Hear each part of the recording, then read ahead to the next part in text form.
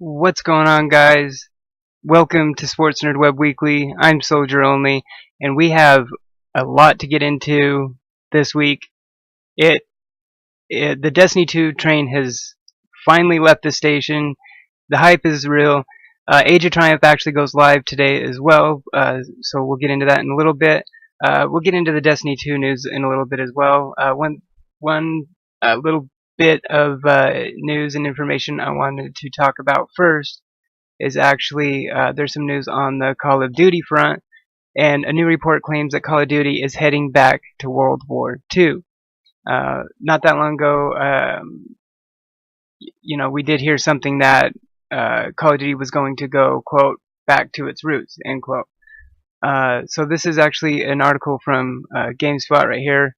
This year's Call of Duty game may be set in the Second World War, according to a new report. The rumor first surfaced earlier in March when YouTube channel The Family Video Gamers revealed supposed leak marketing material that showed some World War II themed box art. GameSpot has also heard the game will be set around that period. Eurogamer has also corroborated the story, adding that, quote, sources have confirmed, end quote, adding that sources have confirmed 2017's Call of Duty will indeed be titled World War II. In a recent investors call, Activision COO Thomas Tipple said the first-person shooter series would return this year with an entry that, quote, will take Call of Duty back to its roots, end quote. That was obviously the part I was just referring to. The original Call of Duty, along with every entry in the franchise up until Call of Duty 4 Modern Warfare, was set in World War II.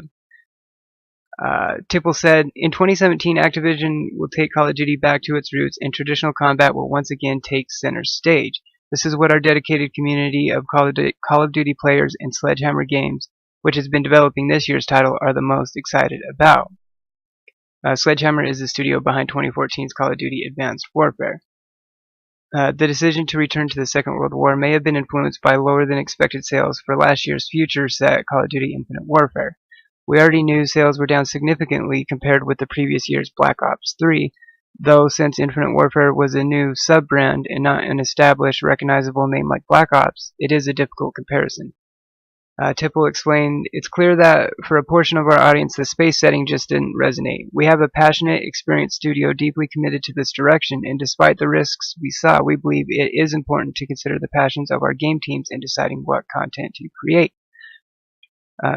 Despite some fan criticism, we enjoyed the latest Call of Duty here at GameSpot. Critic Miguel Concepcion said, it offers the franchise's best story in years, with some moments at least as memorable as and moving as any deeds from the series' heyday.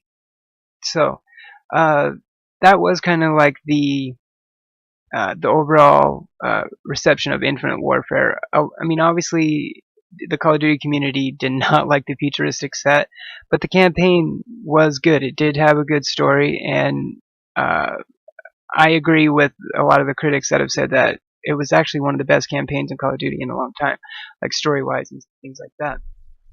I still actually need to finish the Infinite Warfare campaign, so I'm only about like halfway through it. So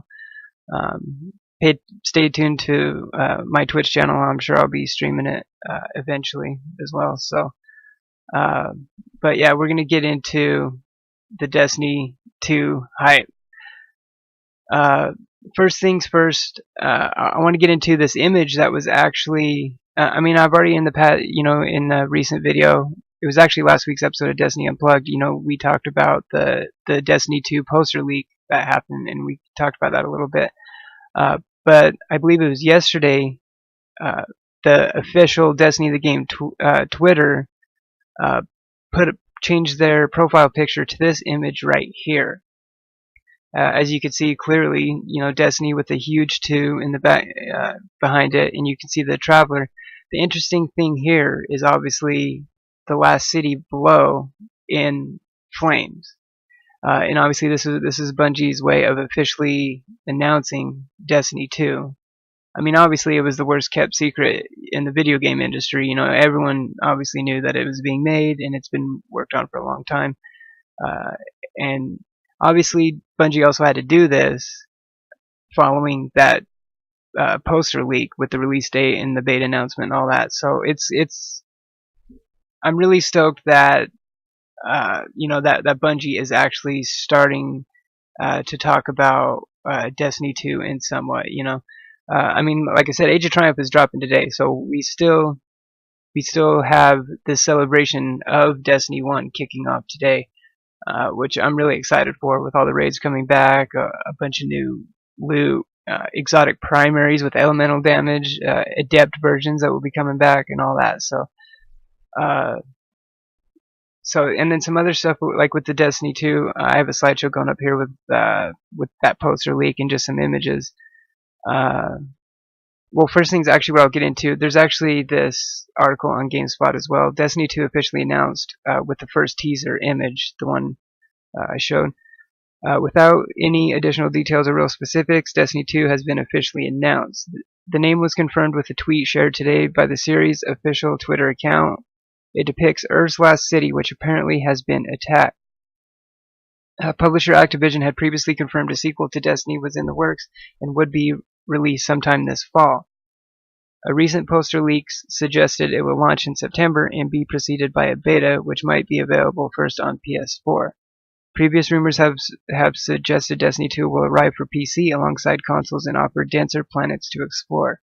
In terms of official information, Activision said last year that the game aims to broaden the appeal of the franchise. Beyond that, we only know it will not allow you to transfer items or experience from the first Destiny, with only your appearance making the transition. The reveal comes just a day. Oh yeah, okay. So yeah, this was yesterday. How it comes just a day before the launch of Destiny's final event, Age of Triumph. So yeah, that's pretty much just like what I was saying. It was just this image and nothing else, right? So, my I mean, obviously, my theory on it is obviously. I mean, I think it's pretty obvious, that the tower is getting attacked at probably the beginning of Destiny 2. One thing that's in chat, and on my stream yesterday in chat, I was talking with a viewer about Destiny 2 and about the poster leak and all that, and he actually brought up an interesting point. He was saying, what if that September 8th isn't actually the official release date? What if that's the date for the beta, right? Because it has at the bottom in Italian, I believe it's Italian, says something about, the beta. And maybe that poster is literally just a promotional item for the beta.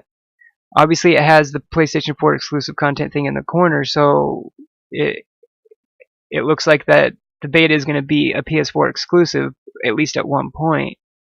I mean, I personally think September 8th is the release date, because there's also been all this talk going around that the beta is in the summer at some point. So, my personal beliefs, I think obviously E3, we're going to get the official gameplay look at Destiny 2. I mean, obviously it's already officially announced. I could see maybe them coming out with, like they did with the first Destiny, like a live action trailer, just like a little live action, little trailer, little clip or something, possibly before E3, hyping that up, and then E3 will be the actual gameplay reveal of Destiny 2, and then possibly maybe the beta kicks off then. I can see them being on stage being like, the beta starts now. We've seen that before.